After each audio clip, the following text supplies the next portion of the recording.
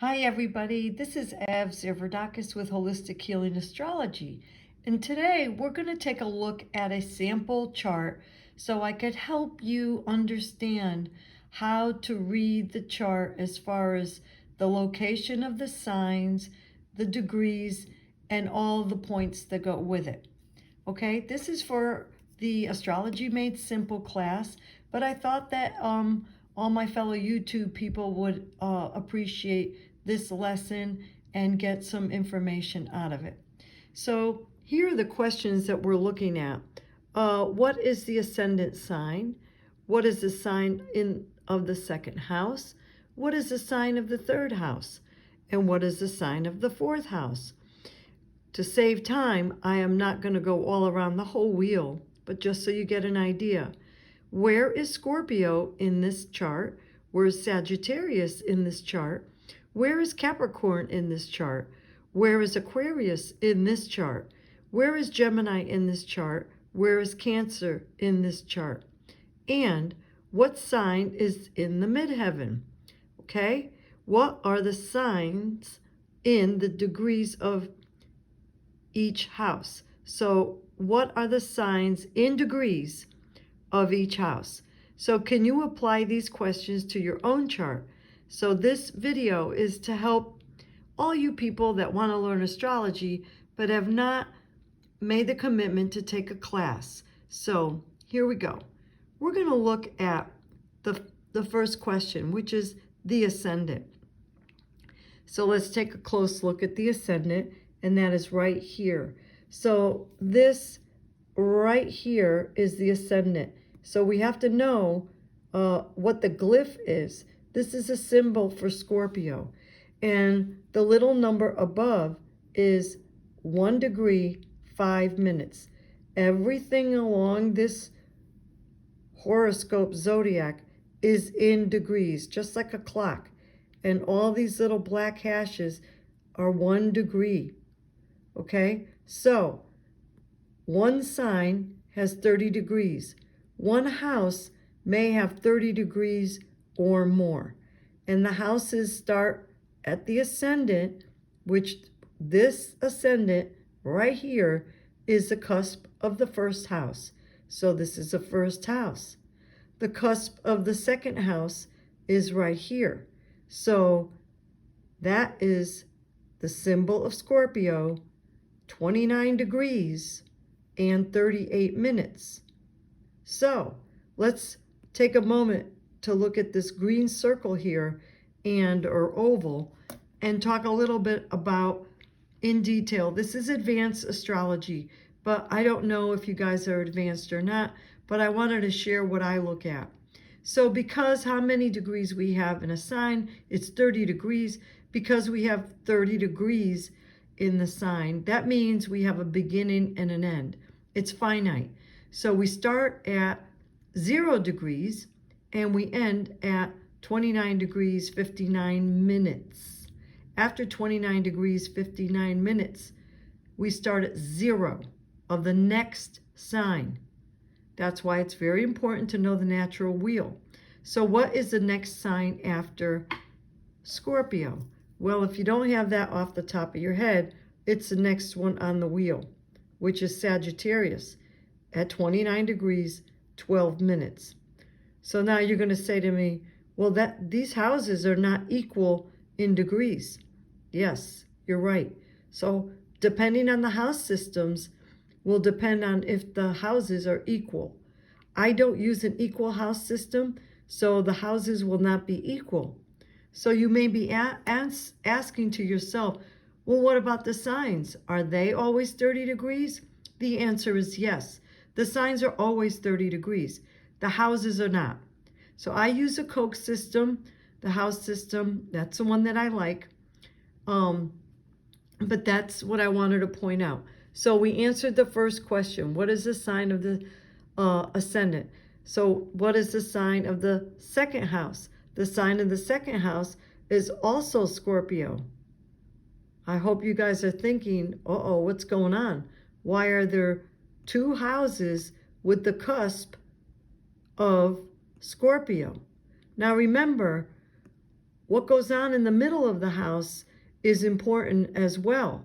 But that's not what we're talking about right now. We're talking about the house theme.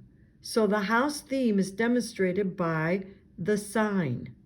Okay? The house theme is demonstrated by whatever sign is on the cusp, not necessarily in the middle. But if there is another sign in the middle of this chart, that's also another secondary theme. Secondary theme.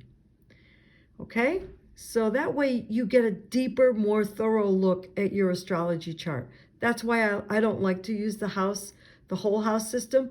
But let me tell you something. You will learn a lot from the whole house system. That's just because I'm old school. This is what I learned, so I stick with it. For teaching purposes, it's far more difficult. For learning purposes, it's also far more difficult. But if you get the basics right now with these basic components, you will forever know this. And I know people that have been studying their own chart for as long as I have, which is over 50 years. So it's just a great tool, you know. I say it's like our our celestial body, you know. It's the messages from the sky. This is what we've chosen. So here is the ascendant. Here's the ascendant. Here's the cusp of the second house. And so this is the first house and all its contents. And we have some planets in here too. This is the planet Pluto and the moon. And then you could look at moon is 1 degree Scorpio, 53 minutes. Pluto is 8 degrees Scorpio, 26 minutes. So you have to look at the difference. So how do you find the difference? You take 8 degrees. I'm not going to worry about the minutes right now. And we have 1 degree. 8 minus 1 is 7.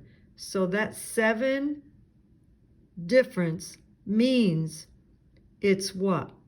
Called the orb. The difference between planets, you know, in aspects. This is a conjunction. And the orb, because this conjunction, that's the leeway that we have. So because it's a personal planet of moon and the sun, I give it a 10-degree orb. So now that counts as a conjunction. However, if you remember the most important point in the chart, one of the most important points in the chart location is the ascendant right here. That means AS, means ascendant, cusp of the first house. What is that sign? And that is 1 degree Scorpio, 5 minutes. So how close is the moon to the ascendant? Well, it's on it. It is very close. Okay? So I'm not going to interpret it. We're doing the technical part of it. Okay? We're doing all the number crunching and position crunching. So then later we can interpret it. So would that count as a conjunction? Yes. Definition of conjunction is 0 degrees apart from one another with an orb of 5 to 10 degrees. The difference of 5 to 10 degrees. So this is no difference. It's right on it. Okay? And then so these 3 energies have a lot of influence in the first house. And because this dictates the person's whole personality and makeup, who they are, who they want to be, that's where you find that answer. Okay? So let's go one step further. How do we find the ruling planet? We look at the sign on the cusp of the ascendant, it's Scorpio, and we look for the ruling planet of Scorpio. I'm not going to tell you that. I'll let you figure it out. Okay? You should know that. Okay? And you should know how to figure it out. So now we're going to look at the second house, the sign of the second house, and that's 29 degrees. Because it's 29 degrees, we are at the end of that sign. Okay? Whenever you have 29 degrees of a sign, that means there's urgency. because you want to finish. It's at the end, okay? So there's a lot of urgency with the second house. So you're going to do your best, and you might have a little angst, anxiety, or whatever in this area of your life, the second house. So now let's look at the third house. The sign of the third house is 29 degrees Sagittarius, okay? So there you go again, advanced astrology, 29 degrees, that means there's intensity there in the areas of life of the third house. And I'll let you look at your references to figure this out. But this is what astrologers look at, okay? So what is the sign of the third house? The sign of the third house is Sagittarius, as I said. What is the sign of the fourth house? Okay, well, here we go, the fourth house, all right? That's also the root of the chart. Very important point. So it's 4 degrees Aquarius, 21 minutes, okay? So that's that. So where is Scorpio in this chart? Well, Scorpio's over here, right? It's in the first and the second house. How much of the second house is there of Scorpio? It's less than 1 degree. However, you're going to say, well, that's not very important because there's only 1 degree, 1/30th. Doesn't matter. It's on the cusp. These are the important spots, okay? And then right after that, this individual has a part of fortune in 0 degrees of Sagittarius. 0 is the beginning. So there's a beginning phase for this person in their life. They're going to have emphasis, okay? And this is the symbol for the part of fortune. All right, I'll let you look that up. It's all in your PDFs, okay? So now, where is Aquarius? We found that on the chart. Now let's look at Gemini. Where is Gemini?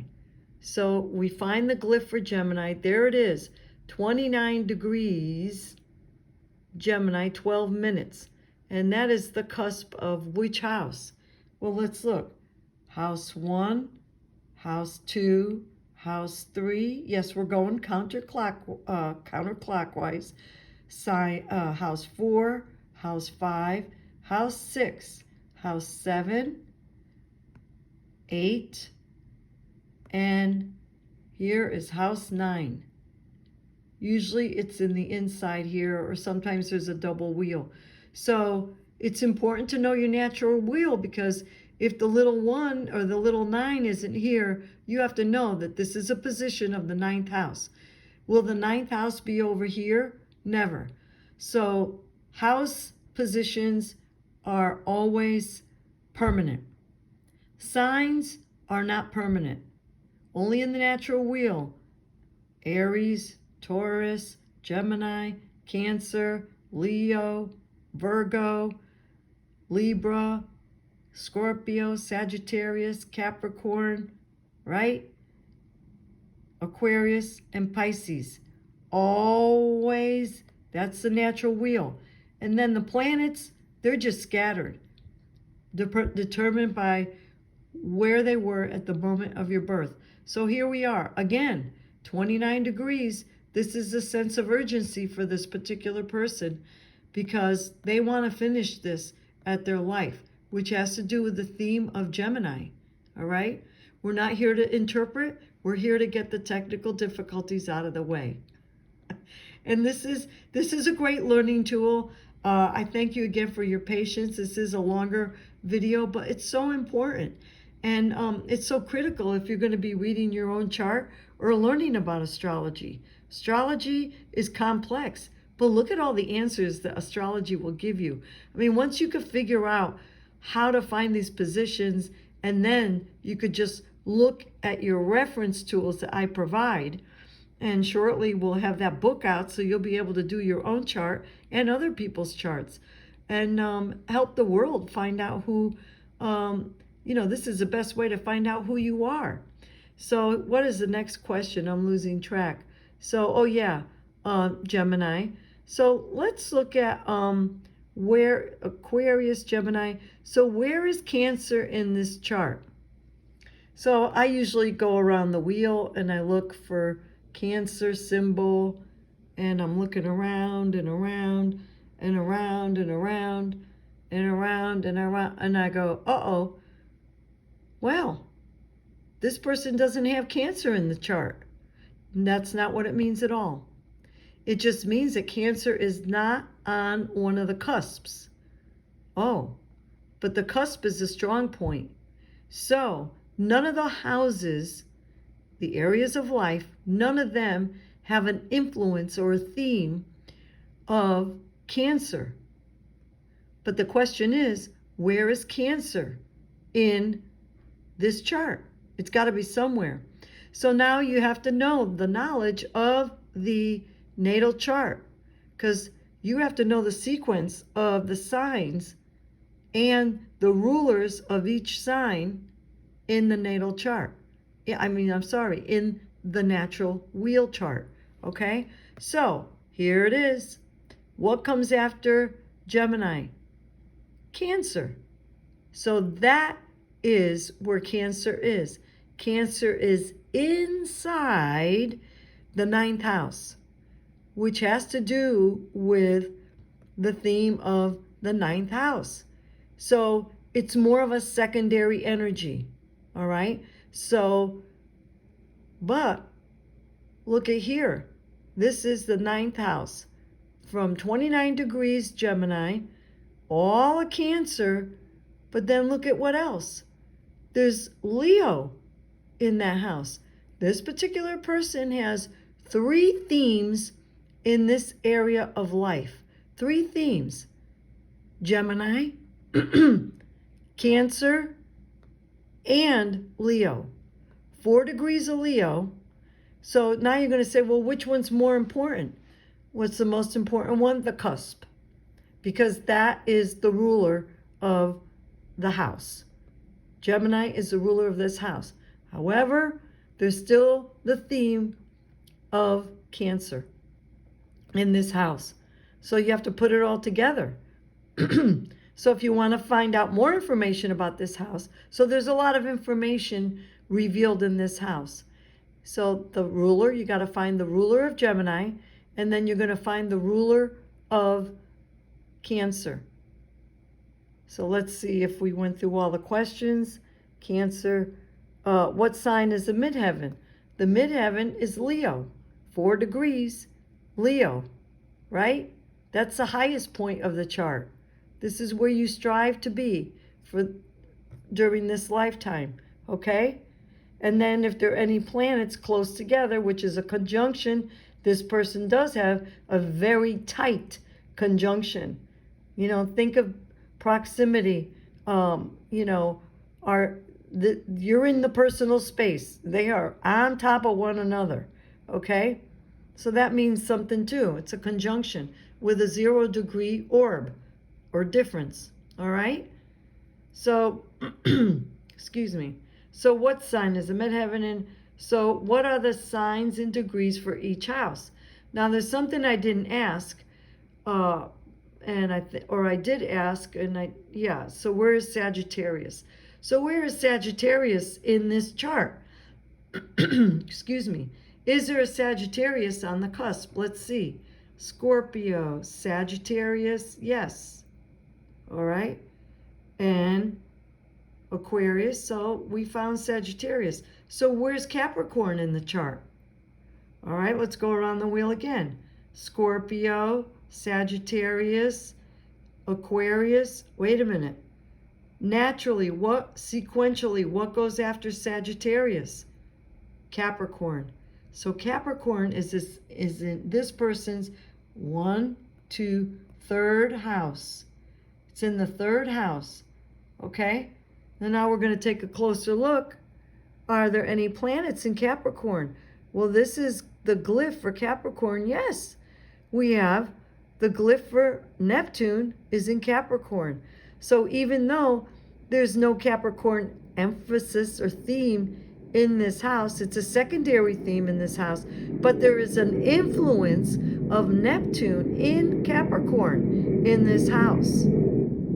So, another hint, this is called an intercepted sign. Whenever the sign is not in or on the cusp of the house, but it's inside the house, hidden, that means it's a secondary theme. It's not prominent, but it is in. And then always, if it's intercepted in one house, it will be intercepted in the opposite house, as we see demonstrated here.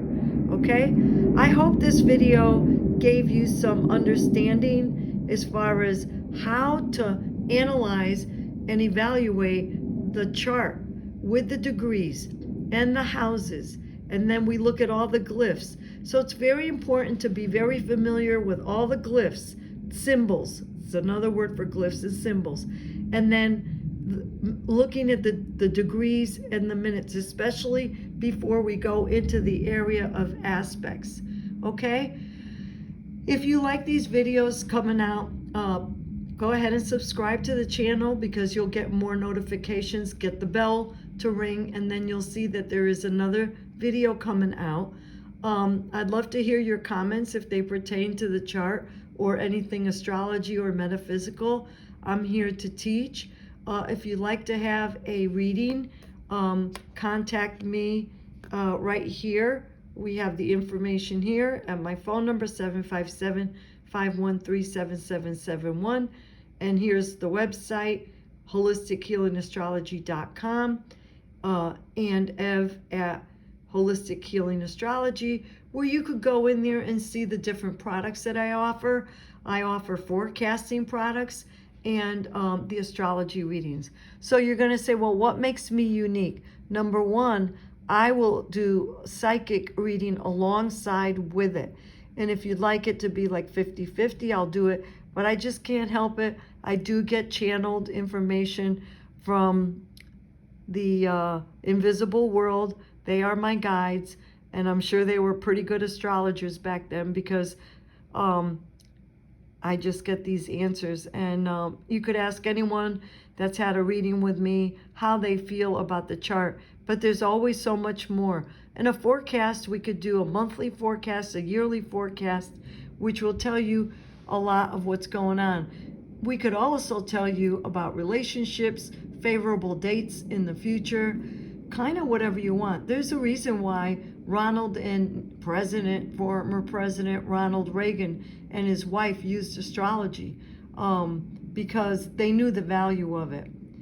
So till next time, I thank you again for all your time. Time is precious, and keep up the good work. Oh yes, and if you'd like to learn astrology with me through Zoom, and that's all around the world, you could sign up also online, Holistic Healing Astrology, under the classes, and we have them we have a course once a month. Thank you again. Bye-bye.